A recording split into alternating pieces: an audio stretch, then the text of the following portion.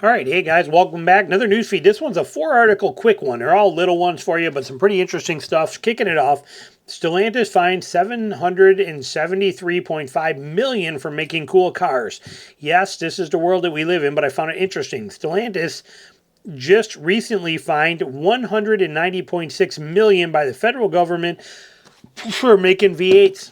That's basically what it comes down to for doing V8s. In fact, the automaker has paid $774 million to U.S. government since 2018 just to make you happy. It's pretty interesting when you think about it here.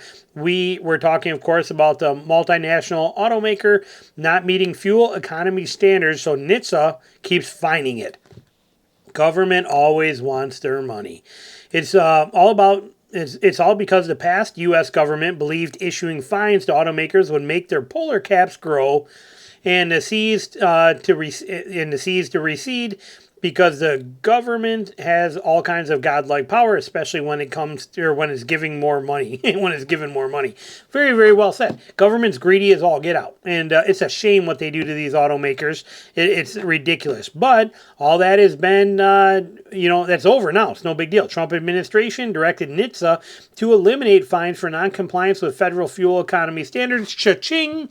Now we no longer have to deal with this BS, which ultimately does come back on us. You think Stellantis was paying that money out of their pocket? They put that into the cost of the vehicles. So it was us paying the government for this crap. It was ridiculous.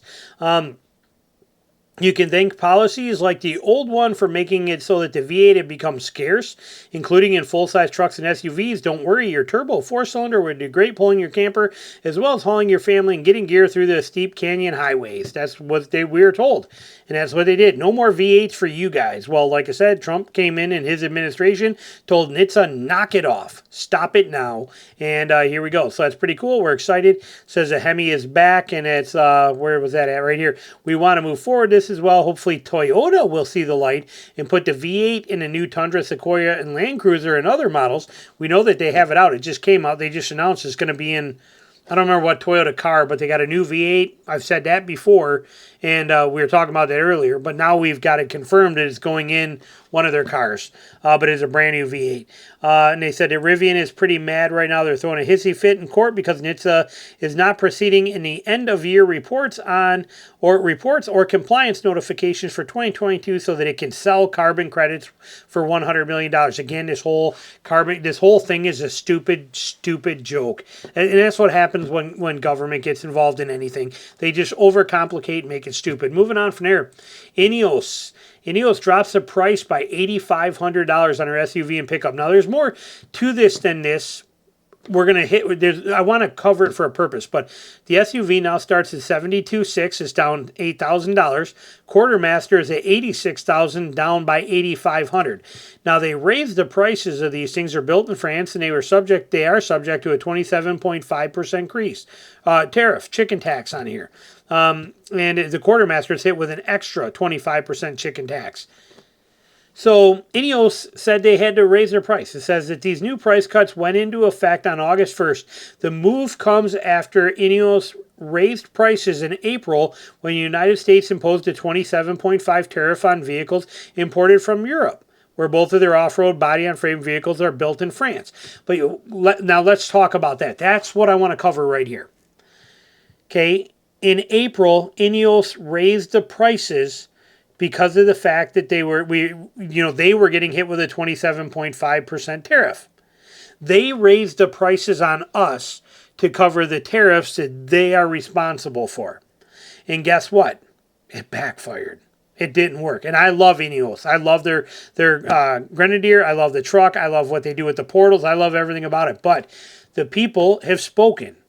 They're like, listen, that 27.5% tariff, that is not my problem.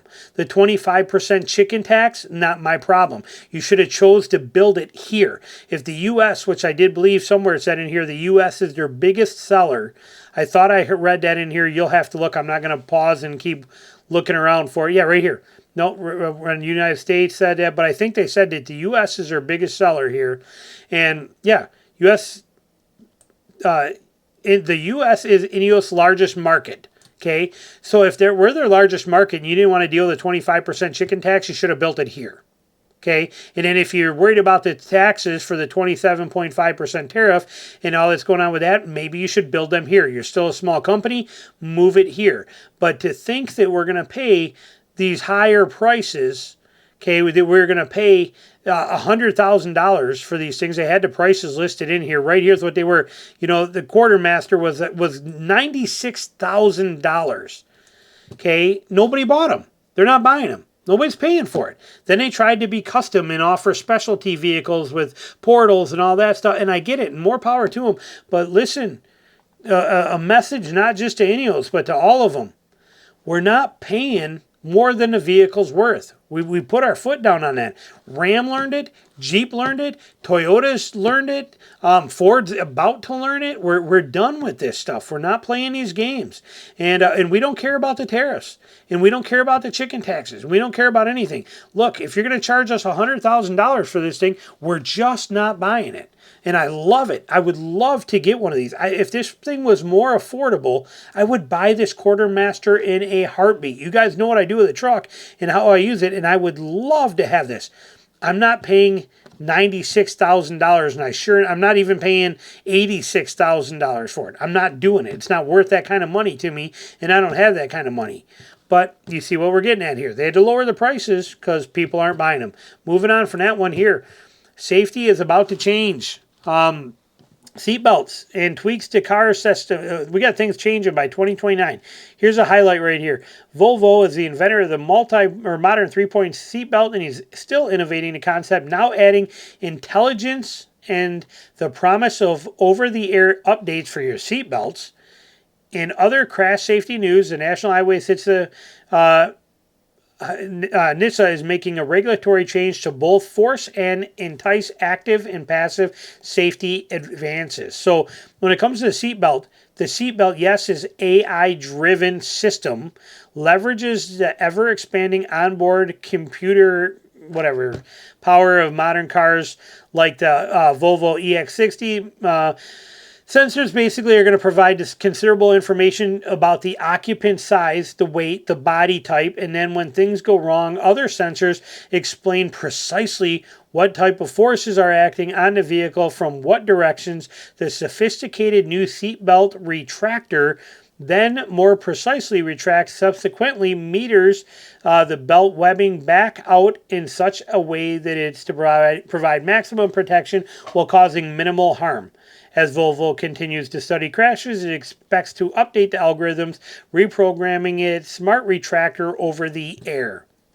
You do what you want with that. I'll take a standard seatbelt. Thank you very much. But there you go. That's what their plan is. Now, here we go right here. In this via FMVSS number 127, NHTSA mandates new vehicles be capable of detecting other vehicles, objects, and pedestrians, and then providing automatic emergency braking to either prevent hitting them or greatly reducing damages or injury if avoidance is possible.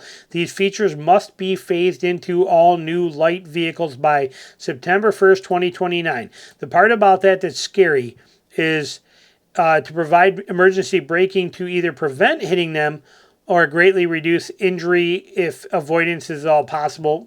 Okay. Sorry, read that wrong in my mind there. But yeah, that's okay. I thought they were going to tell us there's other things that we're not knowing about, and that leaves it too open to, airbags outside, things of that nature kind of thing. But so we'll see. And then it also says here, this should force improvements in today's lackluster performance, especially after dark. Other new testings will impact star ratings, including lane keep assist programs, blind spot warning systems, and intervention to prevent lane changes into occupied lanes.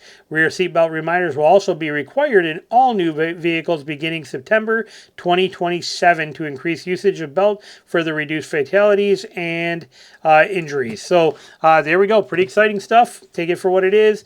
They're saying that there's a lot of stuff that's going to happen on here, rules making, and so there's a lot still to be undetermined. It basically comes down to we don't expect to see final ruling on this thorny subject in the near future. It means it could be down the road, but they are saying that we are expecting this. Here this is talking about alcohol stuff here. Sorry. In drafting rulemakings covering truck or technology for drunk driver detection. That's what they're talking about, and they're not sure what's going to happen with that stuff. So, but anyway, there you go. Questions, comments, anything you got, put them below. Thanks for watching.